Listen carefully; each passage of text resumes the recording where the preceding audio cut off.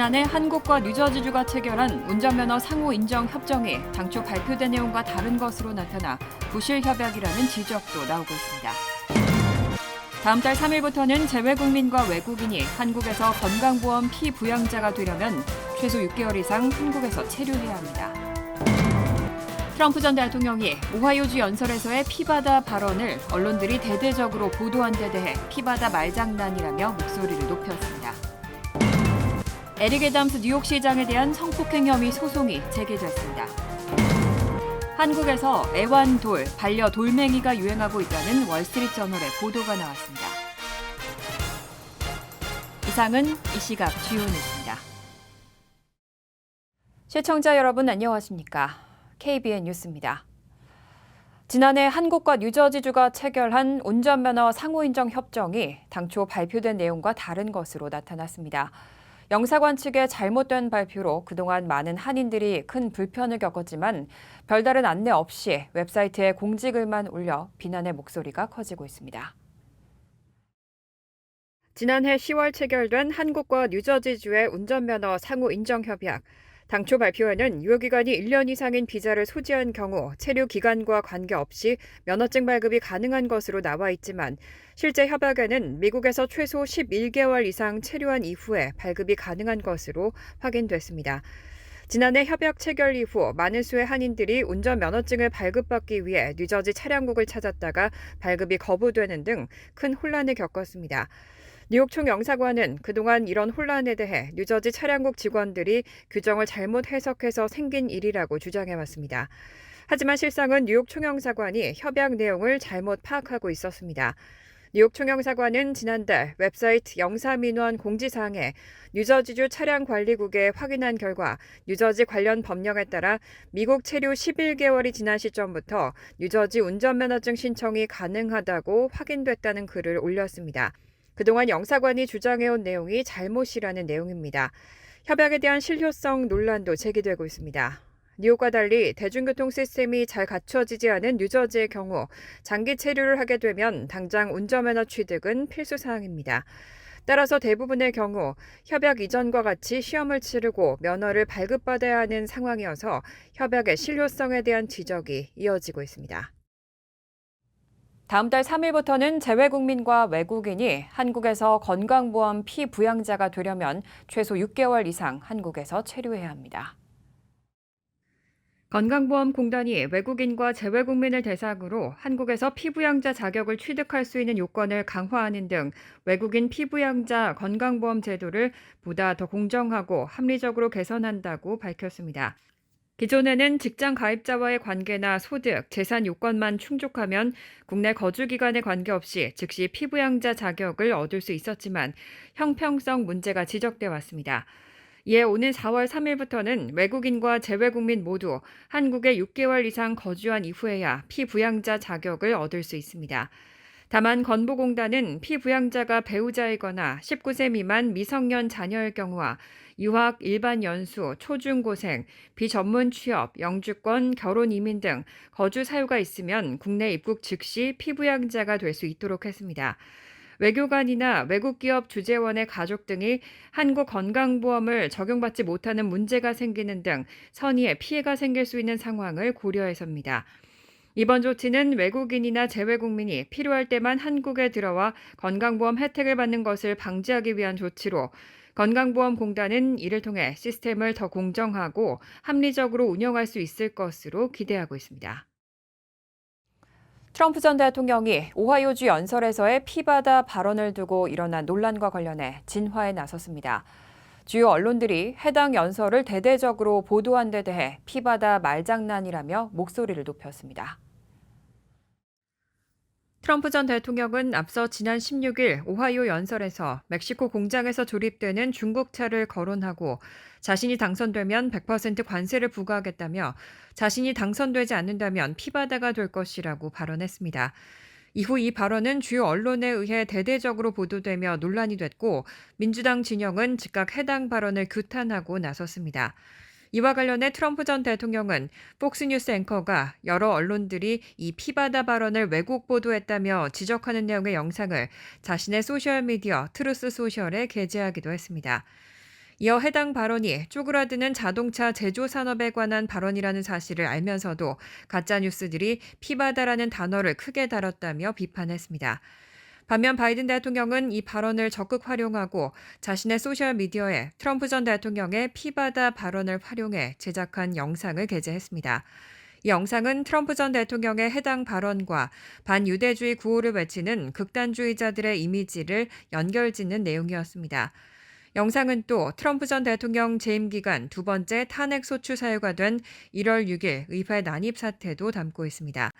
바이든 대통령은 해당 영상과 함께 트럼프는 우리에게 자신이 누군지 거듭해 보여주고 있다며 자신에 대한 지지를 호소했습니다. 트럼프 전 대통령의 변호인들이 5억 달러에 육박하는 뉴욕 사기 재판 패소 벌금의 공탁금을 마련하지 못했다고 밝혔습니다. 트럼프 전 대통령의 은행 계좌와 주요 자산이 압류될 수도 있다는 의미입니다. 뉴욕 사기 재판 패소 벌금의 공탁금 납부 마감일은 오는 25일입니다. 트럼프 측은 항소법원에 지난달 뉴욕 법원이 내린 4억 5,400만 달러의 벌금 집행을 유예하거나 벌금을 1억 달러로 줄여줄 것을 요청해 왔습니다. 그 전에 항소법원이 트럼프 전 대통령의 이의 신청을 받아들이지 않으면 뉴욕 검찰은 벌금 압류에 나설 수 있습니다. 트럼프 변호인단은 18일 벌금 유예 청구에서 공탁금을 마련하기 위해 약 30개 회사를 접촉했지만 넘을 수 없는 어려움을 겪었다고 밝혔습니다. 공탁 채권을 발행하는 수수료만으로도 2천만 달러가 소요됩니다. 억만장자임을 자랑해온 트럼프 전 대통령의 재산 대부분은 공탁금 채권 회사들이 담보로 잡지 않은 부동산으로 현재로서는 충분한 유동성을 확보하지 못한 것으로 파악됩니다. 트럼프 측은 최근 진 캐럴에 대한 명예훼손 배상금 9,160만 달러 상당의 공탁금 채권을 뉴욕 법원에 납부했고 이를 위해 현금과 증권 1억 달러 이상의 자산을 담보로 제공했을 것으로 보입니다. 하지만 트럼프 변호인단이 접촉한 보험사들은 모두 부동산을 담보로 거액의 공탁금 채권을 발행하는 것을 거부하거나 꺼린 것으로 전해졌습니다. 연방대법원이 오늘 텍사스주 이민법 SB4의 집행 정지 명령을 해제했습니다. 무기한 보류 결정을 내린 지 하루 만에 새로운 결정을 또 내놓은 건데요. 텍사스주에서는 이제 불법 이민자를 주 당국이 체포하고 구금할 수 있습니다. 연방대법원은 오늘 연방항소법원에서 심리 중인 텍사스주 이민법 SB4의 집행 정지 명령을 해제한다고 밝혔습니다. 법의 시행을 막아달라는 바이든 행정부의 긴급 요청을 거부한 겁니다. 연방대법원은 어제 세뮤얼 엘리토 대법관 명의로 추가 명령이 있을 때까지 해당 법의 시행을 무기한 보류한다는 결정문을 낸 바 있는데 하루 만에 새로운 결정을 내놨습니다. 이에 따라 텍사스주 이민법 SB4는 곧바로 효력을 낼 수 있게 됐습니다. 텍사스주가 지난해 12월 제정한 이민법 SB4는 불법으로 국경을 넘어온 이민자를 주 사법당국이 체포 구금하고 텍사스주 판사가 출국 명령을 내릴 수 있게 하는 것이 골자로 당초 이달 5일부터 발효될 예정이었습니다. 하지만 바이든 정부는 이런 텍사스 주법이 연방정부의 권한을 침해해 헌법에 위배된다며 지난 1월 초 연방법원에 소송을 제기했습니다. 1심은 바이든 정부의 주장을 받아들여 이 법의 효력을 정지하는 가처분 결정을 내렸지만 2심을 심리한 제5연방순회 항소법원은 본안 판결 전에 1심의 가처분 결정을 뒤집어 법 시행을 일단 허용한다는 결정을 내렸습니다. 항소법원의 본안 심리는 오는 4월 3일 열릴 예정입니다. 에릭 애담스 뉴욕시장에 대한 성폭행 혐의 소송이 제기됐습니다. 원고는 31년 전 당시 경찰관이었던 아담스에게 성폭행을 당했다고 주장하고 500만 달러의 배상을 요구하고 있습니다. 뉴욕주에서는 지난 2022년에 제정된 뉴욕 성인 생존법에 따라 수십 년 전에 발생한 성폭행 사건 피해자도 1년여 안에 소송을 제기할 수 있도록 했습니다. 원고는 이 법안의 마감이 임박한 지난해 11월 상세한 내용 없이 아담스 시장이 성행위를 대가로 요구했다는 내용의 소송을 제기했습니다. 당시 원고는 경찰관이던 애덤스가 차 안에 실탄이 장전된 총을 가지고 있던 것으로 생각해 겁을 먹었다고 주장했었습니다. 이후 최근 상세한 내용이 공개된 소장에 따르면 뉴욕 경찰국에서 아담스 부서의 행정보조원으로 일하던 원고는 자신이 승진해서 누락된 뒤 아담스에게 도와달라고 요청했다면서 그러자 그가 자신을 공터로 데려가 구강 선교를 요구했다고 주장했습니다. 또 이를 거부했지만 그가 자신의 성기를 억지로 만지도록 한 뒤 사정했다고 주장했습니다. 원고는 당시 자신이 어린 자녀가 있는 이혼녀로서 일자리를 잃게 될 것이 두려워 그의 성폭행을 문제 삼지 못했다고 주장했습니다. 아담스 시장은 이와 관련해 모든 혐의를 부인하고 있습니다. 그는 지난해 12월 한 모임에서 알지도 못하는 사람이고 만난 기억조차 없다며 자신은 그런 사람이 아니라고 강조했습니다. 한편 아담스 시장을 고소한 원고는 2008년 아메리칸 항공사를 상대로 다른 직원이 자신을 휠체어에서 떨어지도록 해 부상을 입었다며 소송을 제기했다가 패소한 적이 있는 것으로 확인됐습니다. 또 2009년에는 마이애미 초등학교에서 학생들로부터 공격을 당했다며 보상을 요구하는 소송을 냈다가 패소한 것으로 알려졌습니다. 미국인들은 중국을 가장 큰 적국으로 여기고 있는 것으로 나타났습니다. 또 가장 비호감인 국가에는 북한이 87%로 1위에 올랐습니다. 여론조사기관 갤럽이 18일 발표한 설문조사 결과에 따르면 미국의 가장 큰 적이 어느 나라라고 생각하느냐는 질문에 응답자 중 가장 많은 41%가 중국이라고 대답했습니다. 중국은 지난 4년 동안 같은 질문에서 1위를 차지해왔고 대중의 인식에서도 전략 경쟁국의 입지를 굳힌 것으로 보입니다. 미국은 이미 수년 전부터 국제사회에서 중국과 패권 다툼으로 불릴 수준의 전방위 주도권 경쟁을 이어가고 있습니다. 중국에 이어 미국인들은 또 러시아와 이란, 북한을 적국으로 여겼습니다. 그런데 중국과 러시아를 가장 큰 적으로 꼽은 응답자 비율은 모두 지난해보다 각각 9%포인트, 6%포인트 줄었지만 이란은 7%포인트 늘었습니다. 또한 5%의 응답자는 미국 자신을 가장 큰 적으로 꼽아 내부 문제에 대한 우려도 드러냈습니다. 국가별로 전반적인 의견을 묻는 항목에서는 북한이 중국, 러시아를 제치고 87%로 비호감 1위 국가에 올랐습니다. 반면 캐나다와 일본은 83%의 응답률로 가장 호감도가 높은 국가로 나타났습니다. 한국에 대해서는 72%의 응답자가 호감을 표시했습니다. 이번 조사는 지난달 1일부터 20일까지 미국 내 성인 1,016명을 대상으로 진행됐습니다. 한국에서는 과로에 지친 사람들 사이에서 독특한 휴식 방법이 이목을 끌고 있습니다. 바로 애완돌, 반려돌멩이가 유행하고 있다는 월스트리트저널의 보도가 나왔습니다. 17일 월스트리트저널은 1970년대 미국에서 유행했던 팻락이 최근 한국에서 다시 주목받고 있다고 보도했습니다. 다만 50여 년 전과 달리 평온함에 집중하는 문화라고 덧붙였습니다. 1970년대 미국에서 시작된 팻락 문화가 한국에서는 평온함을 추구하는 새로운 형태로 재조명받고 있는 겁니다.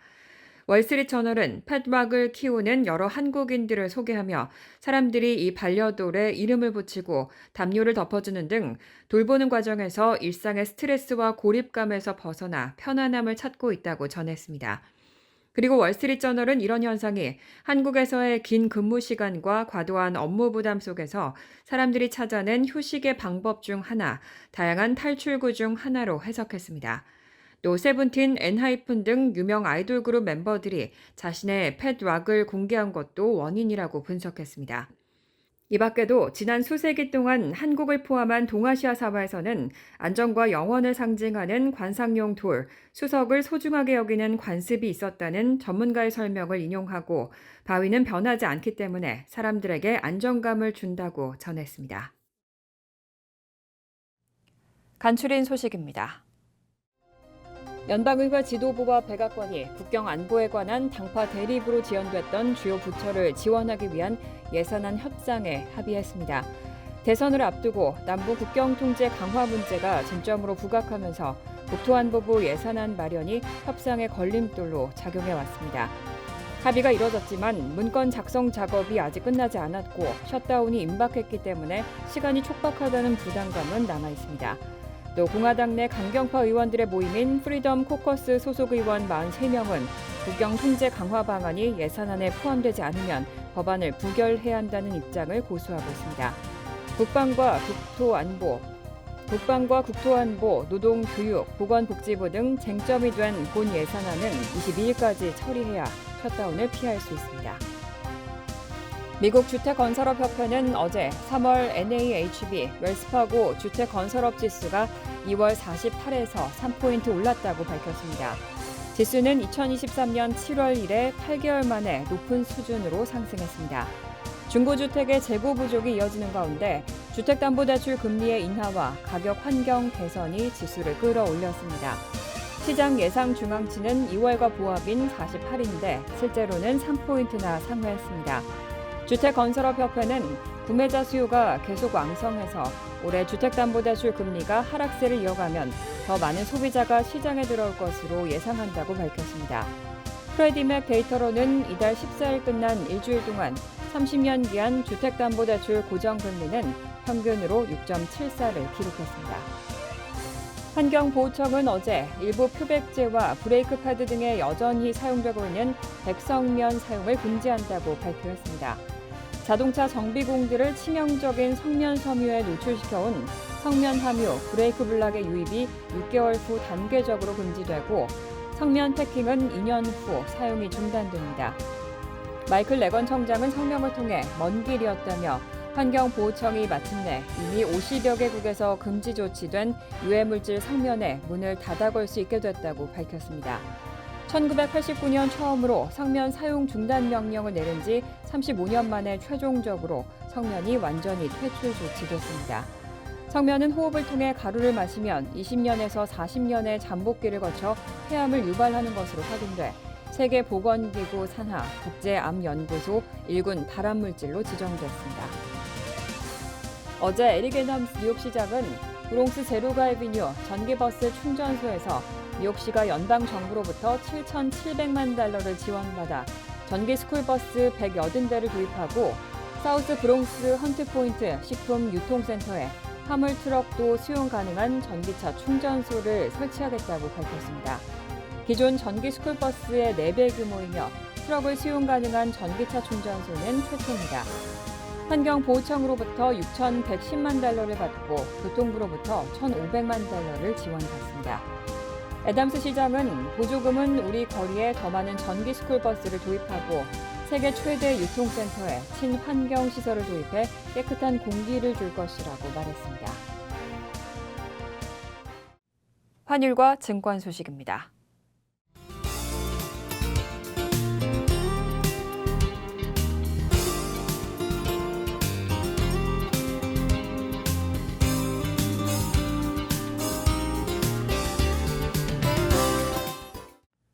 이어서 날씨입니다. 수요일은 화창하지만 오후부터는 때때로 소나기 내릴 가능성이 있습니다.